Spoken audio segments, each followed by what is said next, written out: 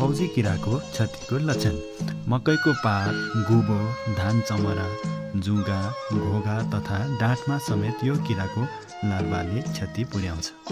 फुलहरूबाट निस्कने बित्तिकै सानो लार्वाहरूले पातको बाहिरी सतहमा हरियो भाग कोत्रेर खान्छ, जसले गर्दा पातमा झिल्लीदार झ्याल जस्तो आकृतिहरू देखिन्छन्।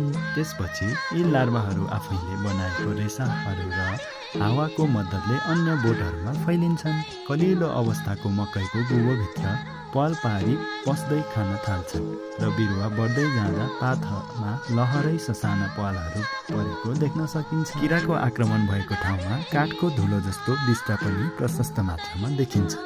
बिरुवा बढ्दै जाँदा पात गुबो मात्र नभइकन धान, चमरा, जुगा र घोकामा समेत पसेर यसले नोक्सान गर्न सक्दछ। कस्तो लाग्यो आजको भिडियो? कमेन्ट गर्नुहोला। धन्यवाद।